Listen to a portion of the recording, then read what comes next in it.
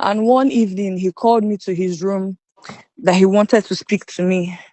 And Okay. after I went in, he was, standing behind the door. And then he locked the door and he said I should sit down. And I sat on his bed and he started. Alright guys, welcome back to this channel. Guys, VeryDarkMan has finally exposed Pastor Chris Okafor as he released his daughter's testimony against him.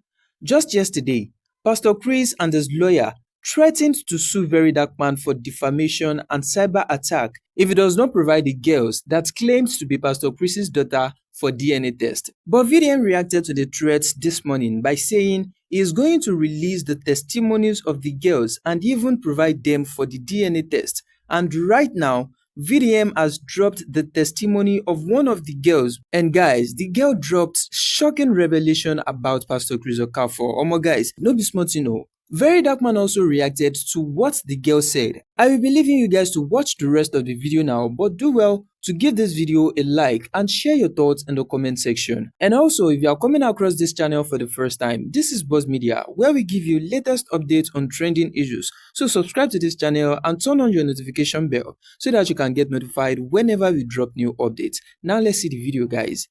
My name is Precious Chidera Okafor. The daughter of Prophet Dr. Chris Okafor.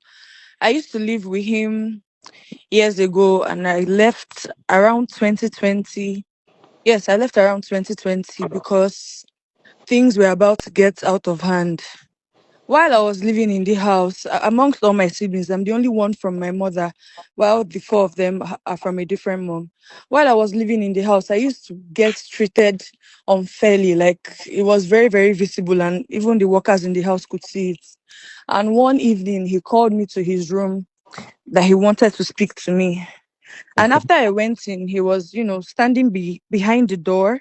And then he locked the door and he said I should sit down. And I sat on his bed and he started speaking to me. He started telling me that he knows that I always feel bad because of how he treats me differently from my siblings. But he's only doing that because he loves me.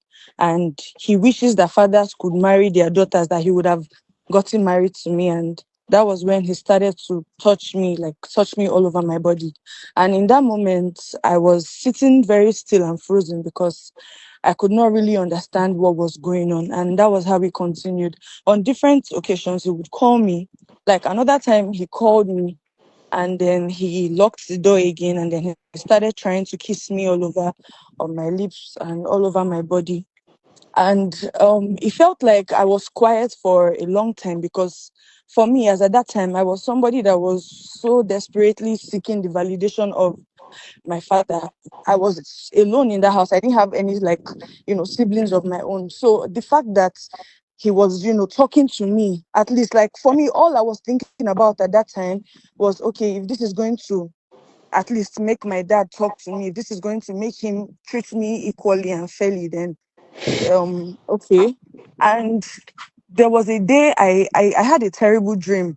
And as a man of God that he is, I went to meet him. So we would pray together. And that was the night that he almost penetrated me, but it didn't happen. I think he saw how scared I was and how I was sweaty and shaky on the bed. So he said I could leave and I left. And that was when I was able to use a teacher's phone in school and I decided to tell my mom about all that was going on. Then the next week or a few days after, she came to get me from the house. And that Hmm. was how I left. How old were And you then? um I was about 14, 15 years old at that time. Wow. So when you told your mom, what did she do about it? She cried so much and she was serving at that time. She was in a, I think she was in a northern state. So she had to come back, like she had to calm down. And mind you, I don't know if I should put this out there, but he also forcefully had his way with my mom when she was 15. That was how she was pregnant. That You was how raped, she got pregnant. you raped your mom? Yes, You were born out of yes, rape? yes, out of wedlock, yes. Wow. When she was just 15, she used to attend this church and she was in the choir. So that was how he knew her and that was how he raped her. So who pays your school fees? Like who pays your school fees, saw you through school? Presently, everything has been my mom. For since I left his house, I haven't spoken to him. He hasn't reached out. He tried to reach out once. He called me one evening, but he wasn't saying anything. Basically, he was sounding so prideful and asking me why I also did not reach out to him. That the phone works both ways, and the conversation did not lead anywhere. It was just that one call in the whole of 5 years, and that happened in the beginning of this year. That was when he tried to call me. Does your mom try to go to him and take money from him for your upkeep or for your school fees? Never, never. The only time she did that was when I was still with her before I fully moved in into my father's house. When I was with her and she would go to meet him that, oh, she wants to pay my school fees. She wants to do this for me. And she opened up to me last year that that the reason why she's so bitter towards my father is because he treated her like an object. Like all the times that she would come to the house to come and ask for school fees or ask for anything, he would try and try and try to have his way with her. Other times, I don't know. I don't want to say what I'm not sure of. I don't know if she agrees because she never said that, but she told me every single time she would go to try and get my school fees, he's always, always, always trying to have his way with her, and he's always forceful about it. So anytime she goes to ask him for your upkeep, he tries to sleep with her and sometimes he tries to even rape her. Yes. Okay.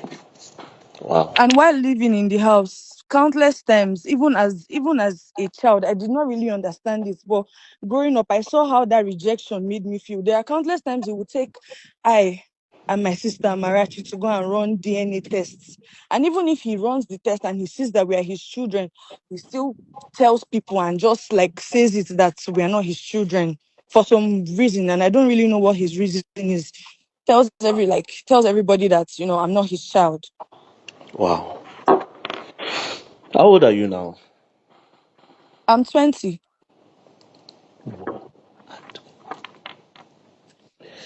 Okay.